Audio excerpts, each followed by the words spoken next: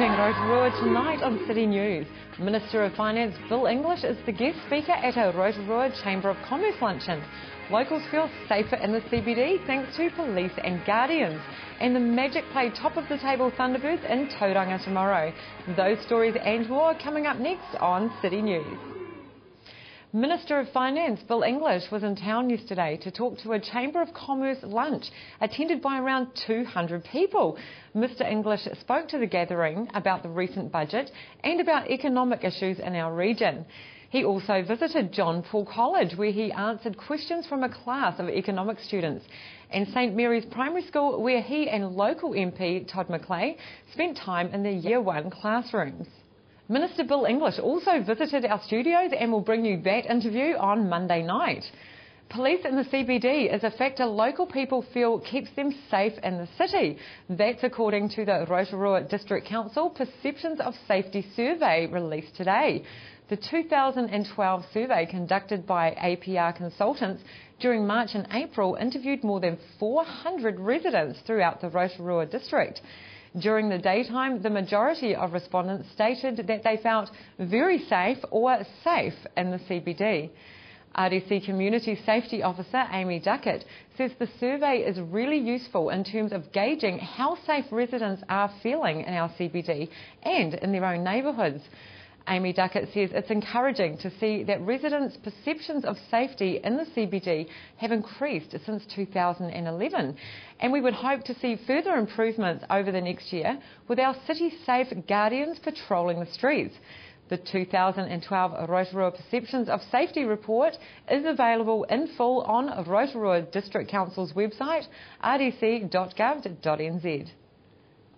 The breadth and depth of New Zealand's approach to sustainability and its ability to collaborate are reflected in the program announced for the world's top agricultural biotechnology conference taking place in Rotorua in September.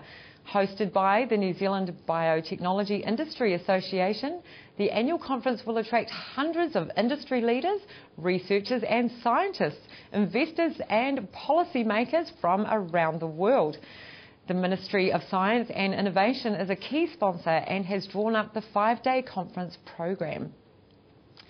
In sport tonight, the 9th annual AIMS Games is shaping up to be an amazing event. That's according to Tournament Director Vicky Semple, who says this year a record 151 schools are taking part in the tournament. Vicky Semple says the Games give Year 7 and 8 students an opportunity to compete against the best of their age across 16 different sports. She says students are often surprised by the achievements they make at the Games. It's amazing, and I think a lot of the competitors actually don't realise how good they are or how far they can push themselves until they get here. It's a fantastic age, emerging adolescence. They're willing to give everything a go, and it's not until sometimes you're put into a challenging situation that you actually realise, wow, I can get in the top 10, or gee, I did, swim faster than I did last time, and again, those kids in team sports, working together as a team, sleeping together, eating together, and just having the most amazing experience that they'll, remember for the rest of their life. Waikato Bay of Plenty Magic's ability to rise to the challenge is set to be tested once more this weekend when they play the table-topping Adelaide Thunderbirds in the ANZ Championship netball action in Tauranga. Despite the heroics of recent weeks, during which the Magic have emerged from the mire to deliver 7 straight wins and jump into the top 4 for the first time this season, their playoff hopes remain in the balance. Magic shooter Irene Van Dyke says despite turning 40 this week, she's as fit as ever and ready to play with the team for tomorrow's game. The Magic take on the Thunderbirds at 4:15 p.m. at the Tect Arena. Let's check out the weekend weather now, brought to you by Trevor Robson Signs and Graphics Limited. Tonight, fine weather with light winds, and overnight low of 4.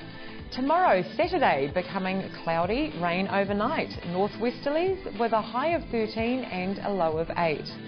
The outlook for Sunday, rain easing to showers in the afternoon with southwesterly changes, a high of 13 and a low of 4. To the marine forecast for Lake Rotorua for tomorrow. Southwest 5 knots, tending northwest 10 knots late morning and rising to 15 knots in the afternoon.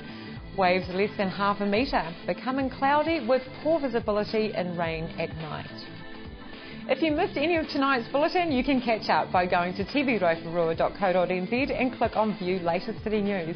Or to view what's on in our city, click on the upcoming events.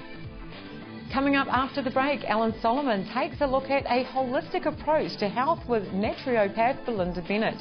I talk to Ames Games organiser Vicky Semple, and Heather McAllister tells us about Settlement Support's new volunteer guide.